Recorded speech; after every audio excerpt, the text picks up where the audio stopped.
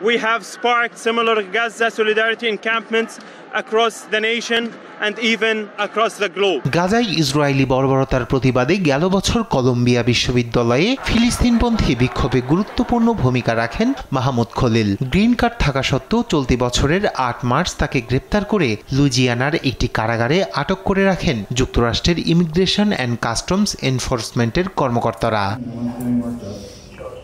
এই আবহে কলম্বিয়া বিশ্ববিদ্যালয়ের ওই শিক্ষার্থীকে দেশ থেকে বিতাড়ন করা যেতে পারে বলে রায় দিয়েছেন মার্কিন বিচারক। স্থানীয় সময় শুক্রবার ২ ঘন্টার শুনানি শেষে লুইজিয়ানা ইমিগ্রেশন জাজ জেমি কোমান্স এই আদেশ দেন। তবে বিতাড়নের বিপক্ষে আপিলের জন্য তার আইনজীবীদের ২৩ এপ্রিল পর্যন্ত সময়সীমা বেঁধে দেওয়া হয়। এই সময়ের মধ্যে আপিল জমা না হলে খলিলকে সিরিয়া বা আলজেরিয়ায় বিতাড়িত করা হবে বলেও সতর্ক করেন বিচারক।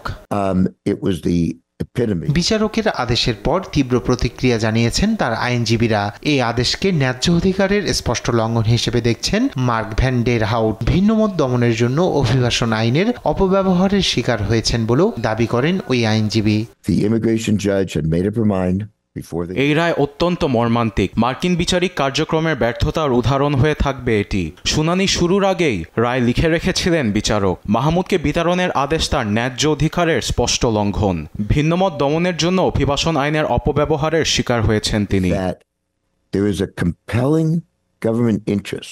আর মাহমুদ খলিলকে বিতাড়নের আদেশকে তার পরিবারের ওপর ভয়াবহ আঘাত বলে এক বিবৃতিতে জানিয়েছেন খলিলের স্ত্রী নূর আবদাল্লাহ। শুধু খলিলের আইনজীবী কিংবা পরিবার নয়, এই আদেশের নিন্দা জানিয়েছেন মার্কিন রাজনীতিবিদ সহ বিভিন্ন শ্রেণী পেশার মানুষ।